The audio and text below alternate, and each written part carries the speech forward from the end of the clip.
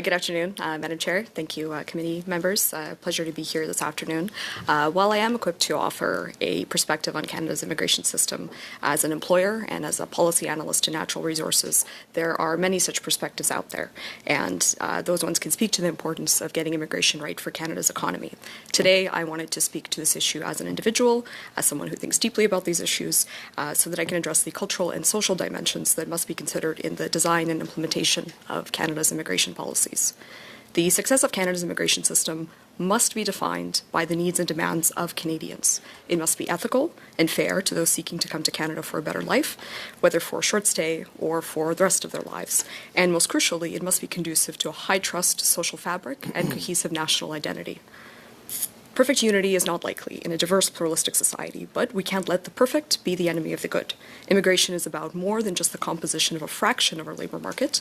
In an era of birth rates far below the natural replacement rate, right now we're at 1.25 per woman, the choices of who we attract and how we admit them are essentially creating our future, our social and our demographic composition.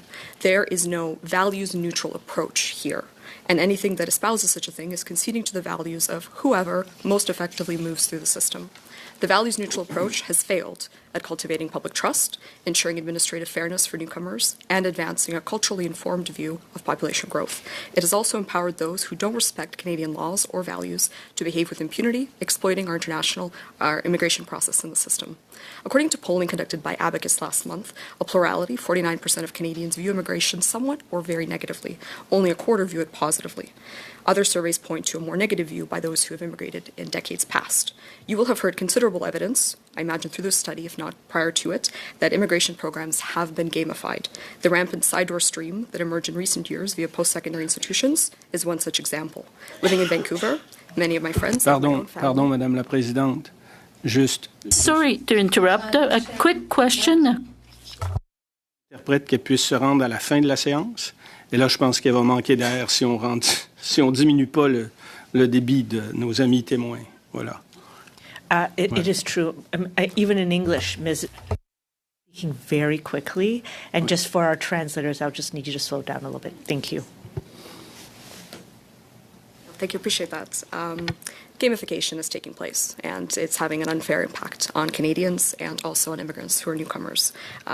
Those who are law-abiding immigrants are being encouraged to consider all sorts of unethical schemes like fake jobs, dodgy refugee claims, and fictional marriages to stay in the country, all under the guise of, well, many others are doing this too. Non-immigrant Canadians are not naive, and they see this happening as well, further contributing to declining trust in immigration.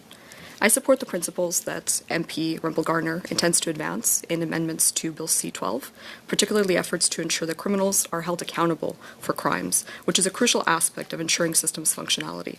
But I would consider the broader questions here too. In lieu of more stats or facts, which I'm sure this committee has heard of a lot, I have a little story to tell. In 2017, I was moving from Ottawa to Vancouver. My moving truck with most of my household belongings was stolen in the Greater Toronto area. And unlike in many of these cases, my belongings were recovered in the Brampton area. I got back my family photos, my mother's ashes, and not all victims of crime are this lucky. There's a reason I share this story. Charges were laid by Peel Police for multiple crimes related to the theft, including check fraud and possession of stolen property. There was a ring of perpetrators, most of whom police told me were foreign nationals. One guy was apparently deported for other offences before the trial date occurred. Another one was at large and of no fixed address when I last heard from the police, who also informed me that they would be seeking deportation for him as well, if he ever resurfaced. Police informed me at the time that this was relatively common, and that, in fact, Canada is a ripe target for transnational criminals, ranging from petty crime to drug, arms, and human trafficking. On top of this, add to this the reality that we are also doing nothing to avoid the import of sectarian tensions.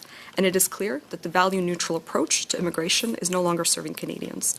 My own run-in shattered my sense of security and my trust that Canada is a relatively safe place. The reality is that as a country, we've chosen to Sorry, do I still have, was my time removed from? You just have 1 minute left, okay. and then if you don't finish, don't worry, there's going to be questions. You'll have a chance to finish that. Thank I you. appreciate that. Thank you. So essentially, we've chosen to advance a naive, idealistic view of immigration that assumes that all newcomers are Boy Scouts, that any systems failures are merely coordination or resourcing issues, and that everyone comes here as a blank slate with exactly the neutral views on everyone else in the country that our own immigration system seems to hold about newcomers themselves. Under public pressure, the federal government is looking seriously at immigration numbers and pathways. That's important work. I encourage this committee to also seriously consider whether the current program design promotes public safety and societal cohesion, and if not, what can be done to improve it. I look forward to your questions, and I thank you. Thank you so much, Ms. Dovgal. Thank you, Madam Chair, and thank you, our witnesses, for being here today.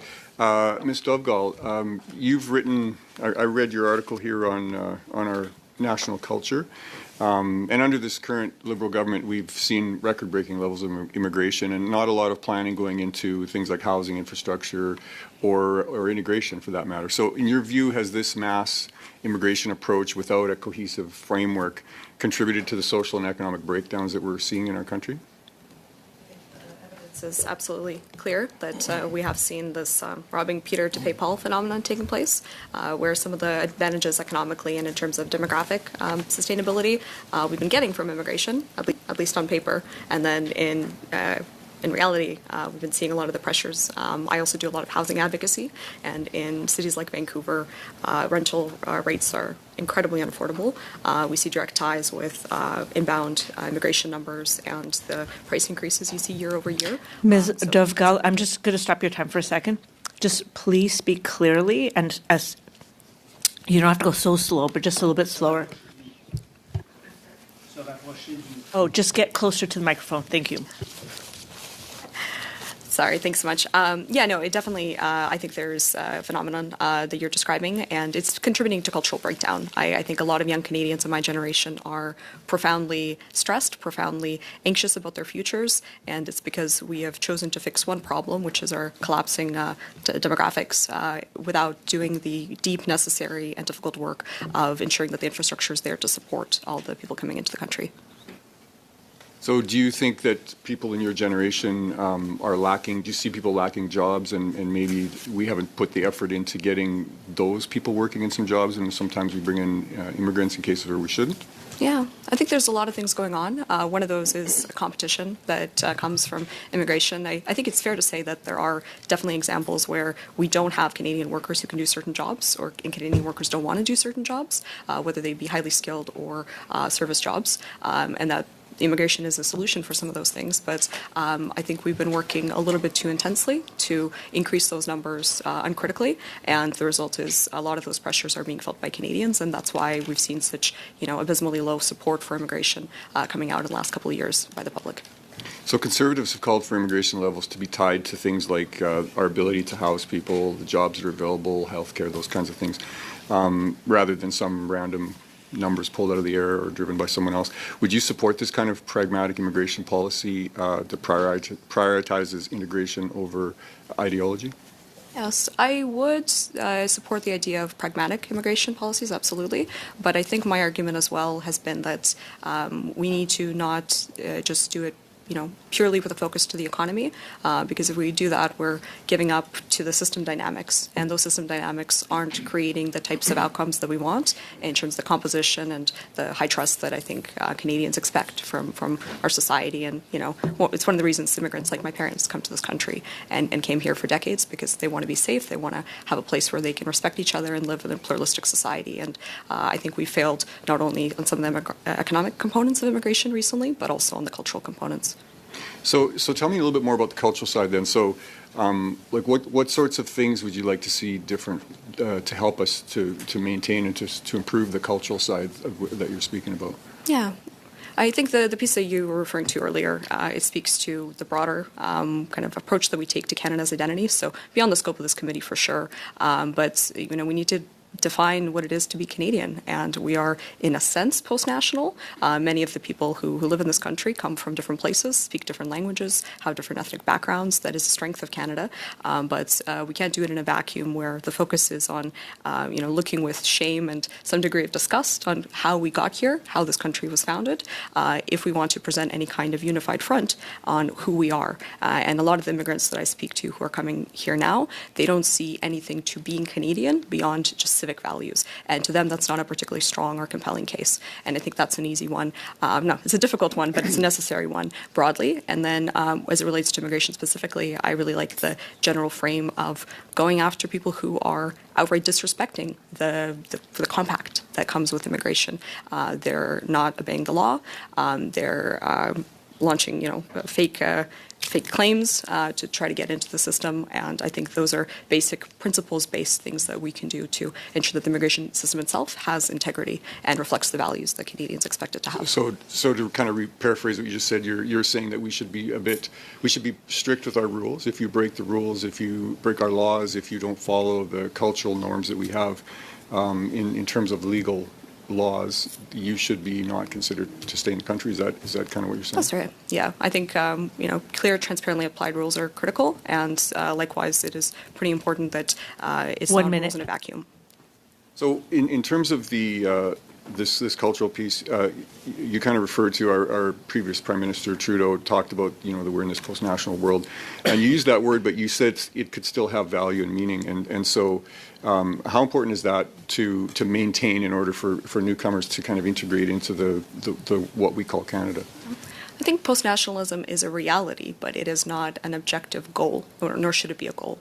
So the way that Canada came together over the last couple of decades, going from a foundation where, it was English, French, and there was settlement taking place, and Indigenous peoples who lived here prior to Europeans arriving. The way that Canada evolved was in a post-national sense in the last couple of decades, but that doesn't mean that needs to be our defining approach.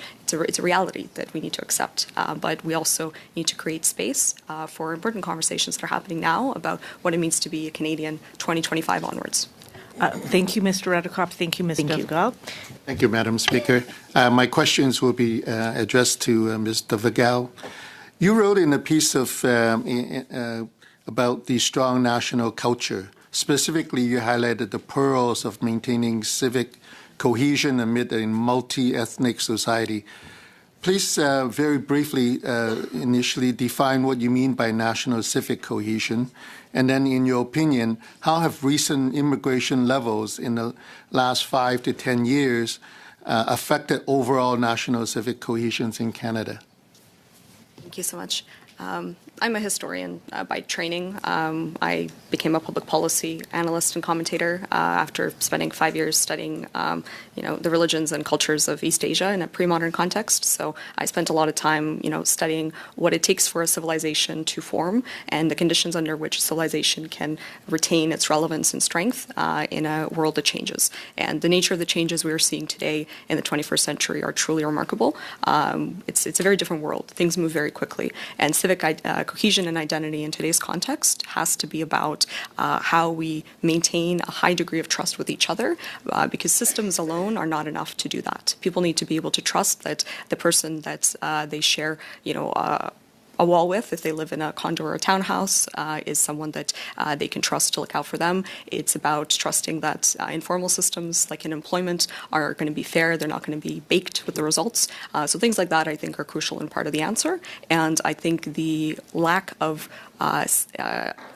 looking at that as a priority and how we structure our immigration system explains much of the tensions we have seen around immigration as an issue. And it also explains why often when immigrants come to this country, they don't understand why the rules exist, particularly when no one's enforcing them, which is a common refrain you hear from immigrants.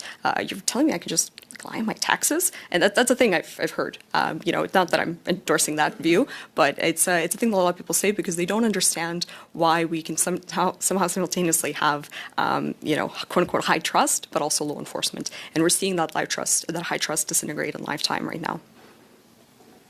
Thank you. So, writing on that, you talked about the culture and integration in Canada. So, what cultural demands would you make on newcomers to Canada to restore the value of Canadian citizenship? Obey the law, first of all, respect pluralism and respect that people come from different places. And if you bear hatred towards someone of a different creed or ethnicity or linguistic identity that accords with tensions and sectarian divides that come from the place you originate from, you shouldn't bring those things with you to Canada. I think that's a reasonable expectation, and one that unfortunately we have not placed on newcomers nearly to the extent that we could. Thank you. So building on that, what weight would you give to residency requirements in terms of language proficiency tests and citizenship tests? I think I would structure it just based on my own experiences, based on the class of immigration. We see different socioeconomic outcomes for immigrants. I worked at Statistics Canada for a couple of years back in the census of population, particularly the immigration data unit. And I worked on some files where we looked at it's called the Immigration Longitudinal Database. So when immigrants come, their class immigration has a great impact on their overall socioeconomic outcomes in this country, whether they're hospitalized, whether they die early, whether they or their children attain education. And that fact stays with me and I think should stay within this conversation, because if you're imposing linguistic fluency requirements on newcomers, you need to do so with an eye to whether they have the means to afford the types of education that they need to be proficient in a language. So if they're an economic immigrant, perhaps they pay for themselves. If they're coming under family reunification or refugee, 1 minute. Perhaps the state should support. So how would you feel if we give away Canadian citizenship without meeting these requirements that you just mentioned? I think giving away citizenship without considering things like integration, linguistic fit, a cultural fit, is a unique thing in the context of a world that has lots of people migrating at all times. Many other countries, like Canada, are highly desirable places to live. No other countries, unlike Canada, are quite as lax about the standards to which we hold newcomers and immigrants. Thank you so much, Mr. Ma. Next. Thank you, Madam Chair. Mr. Hengeveld, if you could just sort of quickly give me a brief profile of the companies that you generally speak with that are interested in coming to Canada, and can you break it down by region, just generally? Thank you for the question. Yeah, the companies that we work with are anything from startups and scaling companies based internationally to what you might think of as Fortune 500s. These are industry agnostic, so we work with companies in everything from advanced manufacturing to food and beverage to technology to, in some degrees, energy. So it's a very wide-ranging group of companies from all over the world. Those markets, I think, which is what you were referring to, typically originate a great deal from the U.S., a portion from Europe, primarily from the UK and Germany, and then from the Indo-Pacific region, which we would include India, Japan, South Korea, and to some degree Taiwan. So generally then, what would the average investment be from these companies coming into Canada? Yeah. The average investment size, measured in terms of jobs, would be anywhere from about 50 to 80 people per investment. Sometimes we have much larger ones. Sometimes we have much smaller ones. Typically, in terms of a CapEx investment, you'd be looking at anywhere from $5 to about $25 million per investment. Thank you. And over the last couple of years, as the immigration system collapsed from effectively an open border policy, to what we have today, have you seen patterns or changes in the clients and the needs that you're seeing? Have you seen a decrease in the number of companies that are showing interest in coming to Canada? It works in two ways. So early in the evaluation process, as I mentioned earlier, there's a variety of factors that companies measure and evaluate, immigration being one of them. Changes and challenges with those immigration policies mean that companies may rank Canada lower when they look to make that location decision. The second way in which it impacts businesses is for companies who have established here, have brought in, so have used one of the business streams to bring in a senior leader, are looking at growing their business, but may face some of those challenges, for instance, in converting their one-year visa into permanent residency. And they're then saying, because of these challenges, I don't know if I can continue to grow my business in Canada, and therefore we might see a pause. We might see that a slowdown versus their growth projections, and so on and so forth. So let me just pick up on that. So you're saying that you have noticed a difference because of the uncertainty of whether these people can actually get permanent residency here? It's fair to say that the uncertainty, yes, is playing into business decisions. And has that impacted, in your view, the level of investment that is coming to Canada? It's impossible to put an exact number on it, given the variety of factors involved. I think it's safe to say, though, that the clients that we are working with and who I am advocating on behalf of today, who are experiencing these challenges, see it as a risk to their growth pattern and are therefore, yes, considering either slowing that growth or potentially pausing it. And typically in these companies that you represent or help come to Canada,